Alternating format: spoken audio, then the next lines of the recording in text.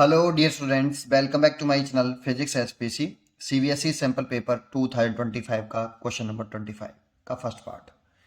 Draw the energy band diagram for P type semiconductor at T बराबर 0 kelvin and room temperature. तो समझते हैं। देखो पहले पी टाइप सेमीकंडक्टर की बात करते हैं थोड़ा सा कि पी टाइप सेमीकंडक्टर होता क्या है। तो पी टाइप एक्सट्रिंसिक सेमीकंडक्टर होता है। ये एक्सट्रिंसिक सेमीकंडक्टर,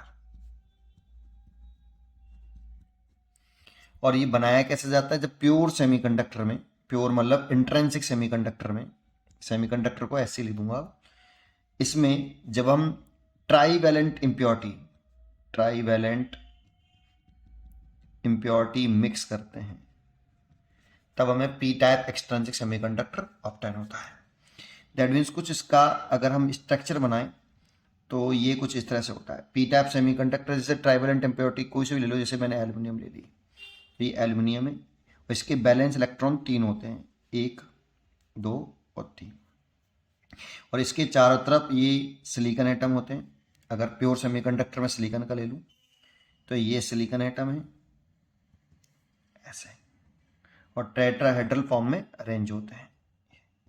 एक एल्युमिनियम एटम मैंने मिलाया है इसमें, ट्राईवैलेंट इम्प्योरिटी, ये ट्राईवैलेंट इम्प्योरिटी है। और इसके पास 4 बैलेंस इलेक्ट्रॉन होते हैं, इसके पास भी 4 बैलेंस इलेक्ट्रॉन होते हैं, इसके पास भी 4 बैलेंस इलेक्ट्रॉन होते हैं, और इसके पास भी 4 बैलेंस इलेक्ट्रॉन होते हैं। ये ऐसे ना रहा हूँ, ये बैलेंस इलेक्ट्रॉन है। तो ये अपने एल्युमिनियम एटम अपने नेबर के 3 सिलिकॉन एटम के साथ एक एक इलेक्ट्रॉनों की शेयरिंग करके कोवैलेंट बॉन्ड बना लेता है ऐसे ऐसे। लेकिन ये नहीं बना पा रहा, तो यहाँ एक होल होता है बेटा इस जगह पर, है ना। इसको अब एनर्जी बैंड डायग्राम से समझते हैं कि 0 केल्विन टेम्परेचर पर कैसा होगा। T बराबर 0 केल्विन टेम्परेचर पर एनर्जी बैंड डायग्राम कैसा होगा। तो ये आपका ऐसे एनर्जी बढ़ रही है, इलेक्ट्रॉनों की एनर्जी है ये, और ये आपकी इस तरह से मैंने इसमें एनर्जी लेवल्स बना लिए हैं। मान लो ये पूरा बैलेंस बैंड है और ये एनर्जी गैप होता है इसमें, ये आपका कंडक्शन बैंड है, ये आपका कंडक्शन बैंड है। बैलेंस बैंड के अपर से और कंडक्शन बैंड के लोअर एंड से जो गैप होता है ये एनर्जी गैप कहलाता है। फॉरवर्डन एनर्जी गैप बोलते हैं डेल्टा Eg। और ये सिलिकॉन के लिए जो होता है 1.1 इलेक्ट्रॉन वोल्ट होता है, ये energy gap delta Eg silicon के लिए, डेल्टा Eg 1.1 इलेक्ट्रॉन वोल्ट, और जर्मेनियम के लिए जो है ये एनर्जी गैप 0.78 इलेक्ट्रॉन वोल्ट होता है, ये एनर्जी गैप। 0 केल्विन टेम्परेचर में इसमें देखो ये कोवैलेंट बॉन्ड बनाए ना, ये बाउंड इलेक्ट्रॉन है जो बैलेंस बैंड में इलेक्ट्रॉन में रहते हैं। तो ये बैलेंस बैंड में आपके बाउंड इलेक्ट्रॉन है भाई, ये सारे बाउंड इलेक्ट्रॉन है बैलेंस बैंड में। बहुत सारे होते हैं, मैंने तो केवल एक ही सिलिकॉन एटम, एक एल्युमिनियम एटम मिलाया ऐसा भी ट्राईवैलेंट एटम, तो 3 कोवैलेंट बॉन्ड बने, तो यहाँ पे 3 बने हैं ये रहे। तो बहुत सारे होंगे बेटा इसमें ऐसे कोवैलेंट बॉन्ड ऐसे, इलेक्ट्रॉन ये बाउंड इलेक्ट्रॉन है सारे के सारे 0 केल्विन टेम्परेचर पर। अच्छा, इसके ऊपर एक एक्सेप्टर एनर्जी लेवल होती है बैलेंस बैंड के जस्ट पास, ये एक्सेप्टर एनर्जी लेवल है, इसमें ये होल है बेटा। ये एक्सेप्टर एनर्जी लेवल, ये जो आपका ट्राईवैलेंट इम्प्योरिटी है ना, यही एक इलेक्ट्रॉन अपने नेबरिंग एटम से एक्सेप्ट करता है। लेकिन 0 केल्विन टेम्परेचर पर ये ऐसे होगा बेटा, ये होल सारे यहाँ होंगे 0 केल्विन टेम्परेचर पर, ठीक है ना। ये भी बहुत ज़्यादा मात्रा में एल्युमिनियम इम्प्योरिटी जो मिलाई गई है वो बहुत ज़्यादा मात्रा में मिलाई गई है, तो होल्स यहाँ दिखाई देंगे, इलेक्ट्रॉन यहाँ दिखाई देंगे। और इसमें 0 केल्विन टेम्परेचर पर कोई भी कोवैलेंट बॉन्ड ब्रेक नहीं होता बेटा, और कोई कोवैलेंट बॉन्ड ब्रेक नहीं होगा तो कोई भी इलेक्ट्रॉन फ्री अवेलेबल होगा ही नहीं। जो टेम्परेचर की वजह से कोवैलेंट बॉन्ड टूटते हैं उसकी वजह से जो चार्ज कैरियर क्रिएट होते हैं उसे आप माइनर इम्प्योरिटीज बोलते हैं, माइनर चार्ज कैरियर बोलते हैं। जो टेम्परेचर की वजह से, दोबारा से बोल देता हूँ, टेम्परेचर की वजह से जो कोवैलेंट बॉन्ड टूटते हैं उनकी वजह से चार्ज कैरियर डेवलप होते हैं, होल्स इलेक्ट्रॉन डेवलप होते हैं, वो माइनर चार्ज कैरियर होते हैं, और जो इम्प्योरिटी मिलाने की वजह से जो चार्ज कैरियर डेवलप होंगे वो मेजर चार्ज कैरियर होंगे।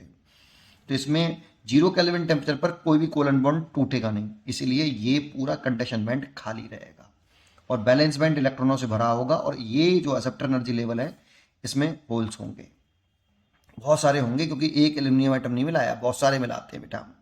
ठीक है, तो 0 केल्विन टेम्परेचर पर डायग्राम कुछ इस तरह से होगा। अच्छा, एक बात और, ये जो एनर्जी गैप होता है ना, ये 0.01 इलेक्ट्रॉन वोल्ट होता है जर्मेनियम के लिए, और सिलिकॉन के लिए होता है 0.05 इलेक्ट्रॉन वोल्ट।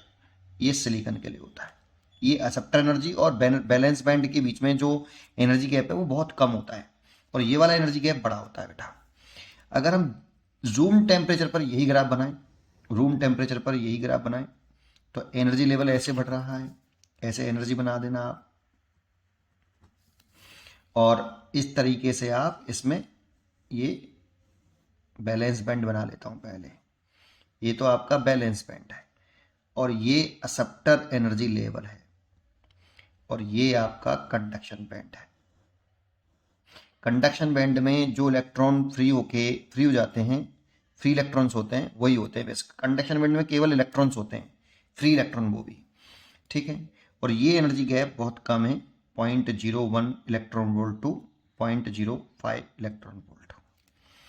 तो जैसे टेम्परेचर हमने रूम टेम्परेचर किया, तो रूम टेम्परेचर पे क्या होता है कि ये जो इलेक्ट्रॉन हैं ये इसमें से इसमें ट्रैप हो जाते हैं बेटा, इसमें। और जब ये इलेक्ट्रॉन इसमें से इसमें ट्रैप होगा तो इलेक्ट्रॉन यहां पहुंच जाएगा और होल यहां आ जाएगा। ऐसे ये वाला इलेक्ट्रॉन ट्रैप हो गया इसमें, तो होल यहां आ गया, इलेक्ट्रॉन यहां आ गया।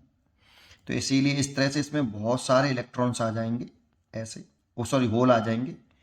ये जो गोले गोले ना आ रहा हूं, ये होल आ जाएंगे, और ये जो ट्रैप्ड इलेक्ट्रॉन है वो यहां पर पहुंच जाएंगे।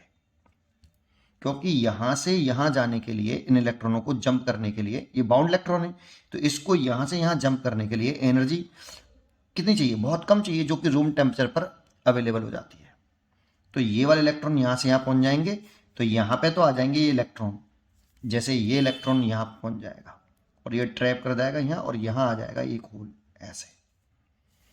ठीक है, तो ये होल आ जाएगा बैलेंस बैंड में। तो बैलेंस बैंड में पी टाइप सेमीकंडक्टर में very large number of holes होंगे, और इलेक्ट्रॉन्स भी होंगे, बाउंड इलेक्ट्रॉन, ये वाले बाउंड इलेक्ट्रॉन, ये वाले, तो अच्छे खासे इलेक्ट्रॉन भी होंगे इसके अंदर, लेकिन होल ज्यादा होंगे बेटा ऐसे। ठीक है, पहले इलेक्ट्रॉन थे, ये ट्रैप कर करके नहीं नीचे से ऊपर पहुंचेंगे, इस वाले इसमें आ जाएंगे एक्सेप्टर एनर्जी लेवल्स में। ये एक इलेक्ट्रॉन एक्सेप्ट करेगा अपने नेबरिंग एटम से, और होल यहां आ जाएगा बैलेंस बैंड में। अच्छा, रूम टेम्परेचर पर इनमें से ये 3 कोवलेंट बॉन्ड है ना, 3 में से कोई एक कोवलेंट बॉन्ड टूटेगा बेटा। और जब कोई एक कोवलेंट बॉन्ड टूटेगा रूम टेम्परेचर पर, तो जैसे कोवलेंट बॉन्ड वाला इलेक्ट्रॉन है ये वाला, ये जंप करके यहां पहुंच जाएगा बेटा, और यहां क्रिएट हो जाएगा उसकी जगह पर एक होल। तो बहुत कम, वेरी फ्यू, रूम टेम्परेचर में वेरी फ्यू कोवलेंट बॉन्ड टूटते हैं, ये वाले वेरी फ्यू कोवलेंट बॉन्ड टूटेंगे, और उसकी वजह से जो इलेक्ट्रॉन यहां से जो फ्री होगा वो जंप करके कहां पर पहुंचेगा? कंडक्शन बैंड में पहुंच जाएगा। तो कंडक्शन बैंड में बहुत कम number of free electron available होंगे, और जितने यहां इलेक्ट्रॉन आएंगे उतने यहां होल भी डेवलप होंगे। तो ये वाले जो होल हैं ये तो ड्यू टू इम्प्योरिटीज हैं, और ये टेम्परेचर की वजह से है होल। ठीक है, इसमें number of holes is very very large as compare to number of free electron. Temperature generated जो होल हैं और इलेक्ट्रॉन है वो बराबर हैं, लेकिन ये जो हैं इम्प्योरिटी जनरेटेड होल्स हैं। ठीक है, तो इस तरह से रूम टेम्परेचर में इसका फिगर बनना चाहिए, और ये एनर्जी गैप रहेगा, ये रूम टेम्परेचर पर रहेगा। तो कुछ इस तरह से फिगर बनना चाहिए आपका। उम्मीद करता हूं कि आपको ये जरूर समझ में आया होगा। चलो नेक्स्ट क्वेश्चन की तरफ चलते हैं। इसमें जो नेक्स्ट क्वेश्चन है उसे देखते हैं। इसमें जो नेक्स्ट क्वेश्चन कह रहा है आपका, in the given diagram, second part, considering an ideal diode, in which condition will the bulb glow when the switch is open? इस समय ये स्विच ओपन ही है ना, ये स्विच ओपन है इस समय। और when the switch is closed, justify your answer, मतलब ये बल्ब कब जलेगा ये पूछ रहा है। तो सोचो, अगर ये स्विच ओपन हुआ तो ये सेल से जितनी भी करंट आ रही होगी तो उसमें तो जाएगी नहीं, है तो सर्किट टूटा हुआ है तो सारी करंट इसमें ही जाएगी ऐसे। तो जब स्विच ओपन है, व्हेन अगर दी स्विच अगर आपका कैसा है, ओपन है, इज ओपन, मतलब ऐसा डायग्राम है कुछ, यहां से ये टूटा हुआ है और ये जंक्शन डायोड है और ये आपका बल्ब लगा हुआ है और ये सेल लगा हुआ है। तो यहां से जितनी भी करंट जाएगी यहां आके ऊपर जाएगी नहीं, सर्किट टूटा हुआ है तो सारी करंट ऐसे जाएगी। तो बल्ब जलेगा कि नहीं जलेगा? तो इस वाले केस में बल्ब ग्लो करेगा क्योंकि मोस्टली सारी की सारी करंट ऐसे ही जाएगी बेटा। तो इस वाले केस में बल्ब ग्लो करेगा। बट जब आप इस स्विच को क्लोज कर दोगे, इस स्विच को आपने क्या कर दिया, क्लोज कर दिया, तो जैसे ही आपने स्विच को क्लोज किया तो बल्ब ग्लो नहीं करेगा। क्यों नहीं करेगा बताता हूं, अच्छा क्वेश्चन है काफी। जैसे ही क्लोज किया तो ये बताओ, ये पी टाइप सेमीकंडक्टर है और ये एन टाइप सेमीकंडक्टर, ये पॉजिटिव है ये नेगेटिव। तो पी टाइप पॉजिटिव से, दैट मीन्स हायर पोटेंशियल से, और एन टाइप नेगेटिव से, दैट मीन्स ये जो जंक्शन डायोड है ये जैसे ही हम स्विच को क्लोज कर देंगे, if when the switch is closed, तो आपका जो जंक्शन डायोड है, इस वाले केस में जो जंक्शन डायोड है, पीएन जंक्शन डायोड, ये बेटा फॉरवर्ड बायसेस में है और फॉरवर्ड बायसेस में है और इसने एक वर्ड यूज किया है यहां पे, आइडियल डायोड। वैसे तो फॉरवर्ड बायसेस में जंक्शन डायोड का रेजिस्टेंस बहुत कम होता है लेकिन जीरो नहीं होता, लेकिन अगर वर्ड यूज कर लिया उसने आइडियल डायोड, तो आइडियल डायोड हो और फॉरवर्ड बायसेस में हो तो उसका रेजिस्टेंस जीरो हो जाता है बेटा। तो इस जंक्शन डायोड का रेजिस्टेंस जीरो हो गया क्योंकि आइडियल डायोड है और फॉरवर्ड बायसेस में कनेक्टेड है। अगर रिवर्स बायसेस में कनेक्टेड होता और आइडियल डायोड होता तो उसका रेजिस्टेंस इनफाइनाइट एज्यूम कर लेते, लेकिन यहाँ पे फॉरवर्ड बायसेस में है तो करंट जीरो, इसका करंट रेजिस्टेंस। अब सोचो यहां से अगर करंट आएगा तो इस बल्ब का रेजिस्टेंस है और इसका जीरो है, तो एक बात आपको मालूम ही होगी कि जब हम करंट डिवाइड करते हैं तो करंट ज़्यादा किधर जाती है, तो करंट ज़्यादा जाती है आपकी उधर जिधर रेजिस्टेंस कम होता है।